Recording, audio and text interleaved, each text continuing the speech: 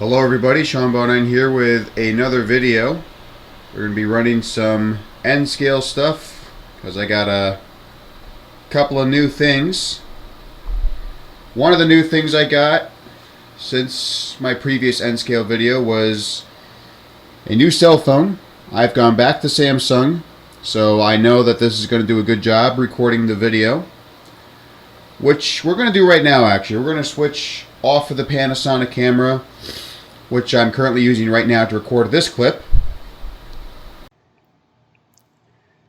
And there's also some new stuff I got in this bag which we'll be using. Mostly a controller, Power Pack Standard, because if you remember in the previous N-scale video I did where I was testing out my new Panasonic camera, I mentioned that I accidentally had my old controller fall onto the ground. And ever since then, the trains have not been running properly, so hopefully this new controller will give us what we need. And then there's two freight cars I got. We got a ARMN reefer. That's from Athearn. And also from Athearn is this New York Central hopper. Or as you can see from the initials, it's from the NYSE subsidiary Pittsburgh and Lake Erie. So let's get everything unboxed and onto the table. These controllers almost look pretty similar. It's just that the newer one on the right has more blue. And it also came with its own, I assume this is a transformer. I could be wrong. But, you know, we just plug this into the controller and then we put this part into a power thing and get the juice from there. I'm just hoping that the wiring to the track hasn't been damaged when I drop the other controller. Otherwise, this is going to be a really short video. Okay, the moment of truth. Everything's been plugged into the controller properly.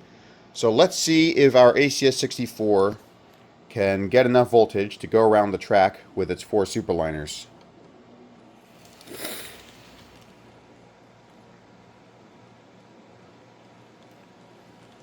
Well, it's going a lot slower than I anticipated there, but it looks like things are finally looking up. We got the ACS64 underway, and it's about to come back to us right now.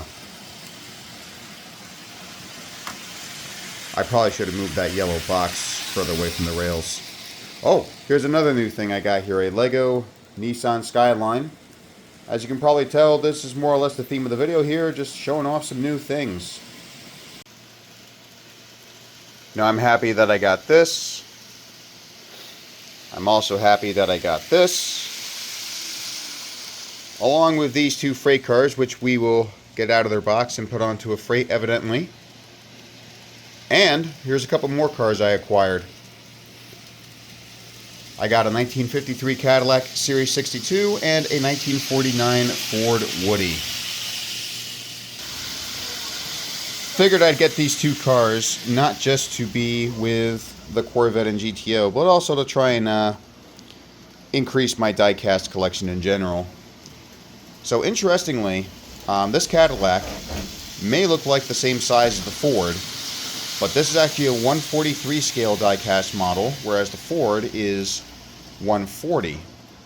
So what the fractions mean basically is that they're like a fraction of the size of the real car. So with the Cadillac being 143 and the Ford being 140, that lower number, the 140, means that the Ford is actually slightly bigger than the Cadillac. Therefore, it is closer to the size of the real-life model. I do have a runny nose, but I'm not going to let that stop me. The show has to go on. And of course, in order to do that, we are going to stop the ACS64, put 844 onto the tracks, and get those two freight cars that I showed you earlier out of their boxes, as well as some other freight cars, and just run a freight.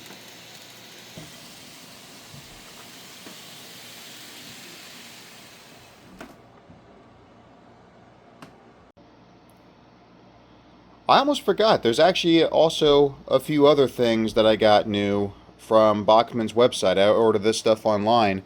For track maintenance, you got a voltage tester.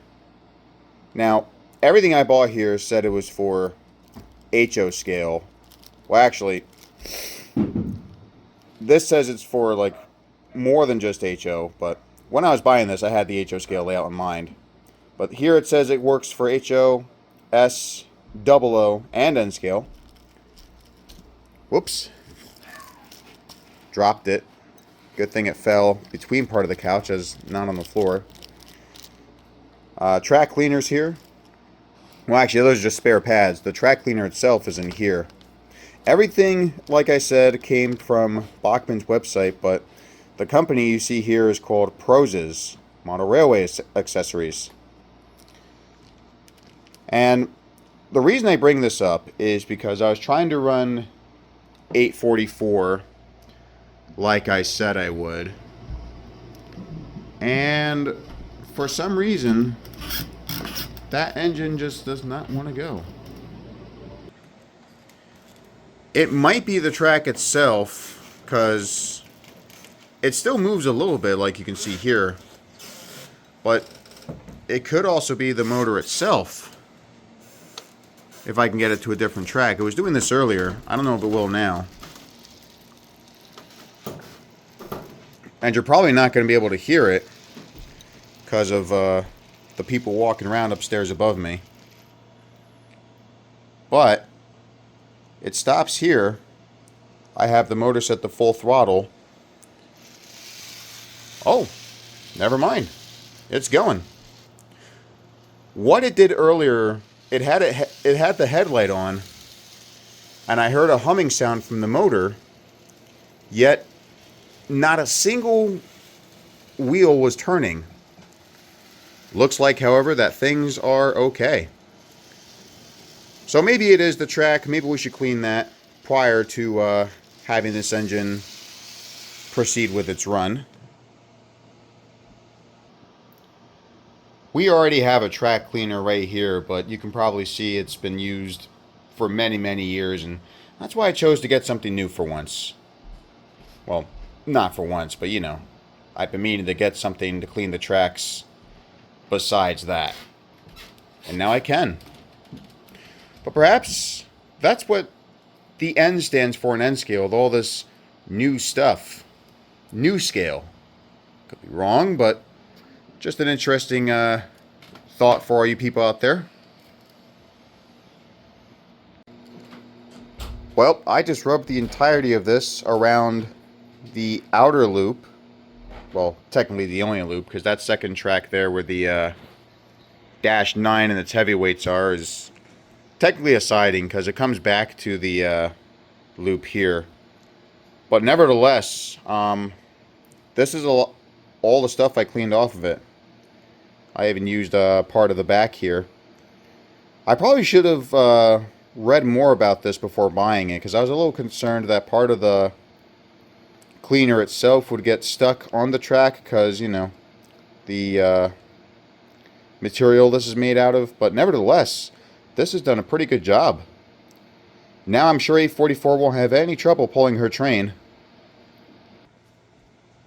Highly unlikely, but in case we have any more issues, we can just get that voltage tester out of its package and place it along the tracks here and see if there are any trouble, or if there is any trouble. I know there are some spots where the trains don't get as much voltage as opposed to like other parts of the layout, but for the most part they still manage to do a whole loop without any difficulty. So like I said, I think 844 can haul its train without any difficulty now that we finished cleaning the track. Alright, the freight is ready, and as we said earlier, 844 is ready to go, but there's just a couple of things we need to do before we get that freight rolling, and that is to finally get these out of the box, like I said twice earlier. And my dog Rose is barking at someone. That's probably because they're cleaning upstairs and she does not like the mop they're using. There she is. So this is Rose. In my previous video, or not literally the previous video, but one of my previous videos, you've seen that I got a rescue named Spartacus, and this one is also a rescue, and her name is Rose. There's a lot of things she needs to learn, like the fact that a vacuum cleaner is harmless and will not do any damage to her. But, you know, she's a sweet girl, and I'm really happy to have her. She just licked my hand. I was going to pet her, but I think she just wants to relax. Oh, there we go. There she goes. Thankfully, with this mirror, you can see that she's sitting right next to me. She really enjoys my company. Because I like Rose a lot. She's a very good puppy. Love her very, very much.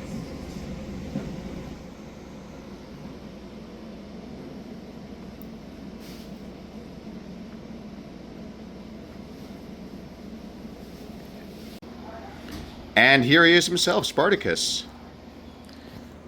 I've been filming a lot of videos and taking pictures of him, but that's usually on my Instagram or Facebook, so since you guys have not seen him on YouTube in any recent videos, he'll be a lot bigger than his last appearance, which I think was done in either March or the end of February. But now that the cleaning is done and the dogs are calm and Rose is no longer interrupting anything with her barking, we can go back downstairs and get back to running that freight.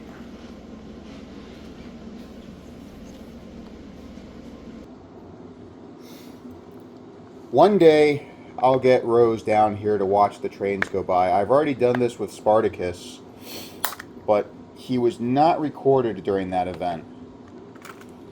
He was a little scared at first when I ran the ACS 64 with the Superliners, but after the train did a couple of laps, he learned that it was just a toy and that it was not going to harm him. Should probably move 844 forward a little bit more here. And here we got our Pittsburgh and Lake Erie hopper. Looks like everything's ready to go here.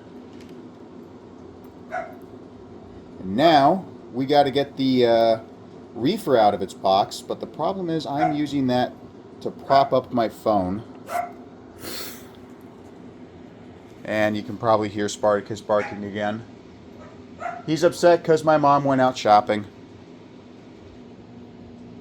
The reefer's out of its packaging. I gotta say, I really love the detail on this thing, especially this part here, which I assume is a generator to keep things cool, since, you know, it is a refrigerated boxcar. Or, if you gotta keep things warm, I'm sure there's a heater in there too. But, now that we got our reefer and Pittsburgh and Lake Erie hopper out of their boxes, and coupled up to 844, we can back them up onto the rest of the train. I got to check here really carefully because these hoppers I got from Kato as well, just like the 844. But a lot of the other rolling stock I use here, like these two, are from Athearn. However, you got to be careful of the Kato stuff, because especially with these cars, because their springs for the couplers are very, very bouncy. So sometimes you got to lift the cars off of the rails to get them coupled on properly. Without further ado, I say it's time to get 844 started. If you exclude the caboose bringing up the rear of the train, this locomotive is currently hauling a train of 17 freight cars.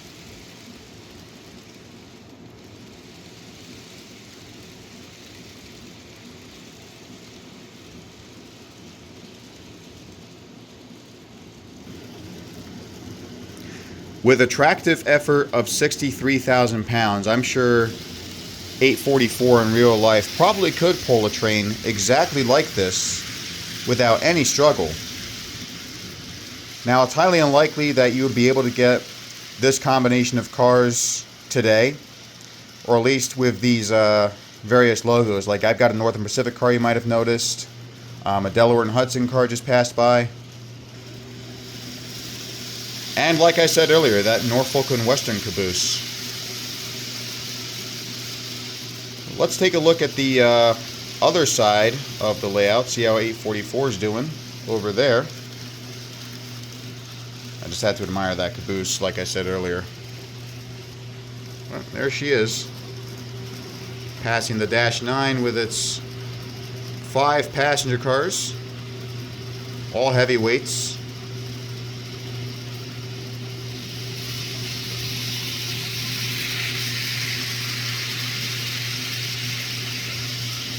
The heavyweights were originally intended for this 080, which, although being lettered for the Santa Fe, I'm going to assume that it's supposed to be based off of a New York Central switcher, because I could have sworn I've seen something like this with NYC lettering. Yet, as you can see here, this is just one of those models that someone decided to do like a what-if scenario if it was for a different railroad.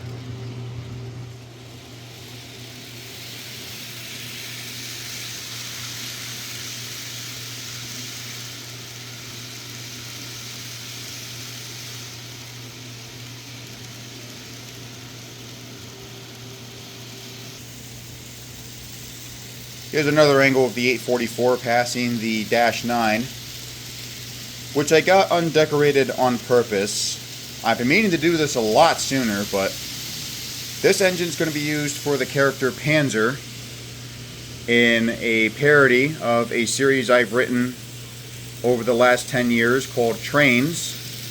Just like the Bad Quality Adventures of Thomas and Friends, I'm going to call this the Bad Quality Adventures of Trains. And there's going to be a lot of other characters portrayed by engines on the N-scale layout.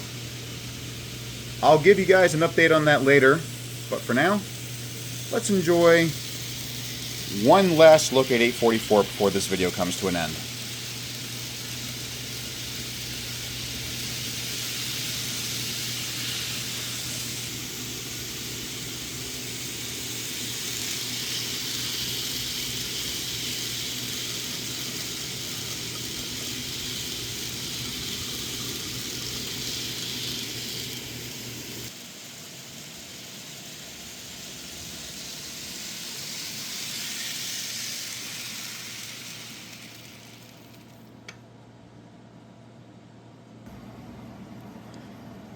One more thing before I forget. I noticed that I have over 500 subscribers, and I'm going to do a repeat of what I did in 2020. I celebrated having 225 subscribers by doing a Q&A. So now, I'm going to have another Q&A for celebrating 550 subscribers. I don't exactly know when that's going to occur, but I'm going to have the Q&A ready just in case. You can ask me questions here, or I have a community post on my wall somewhere where you can ask questions.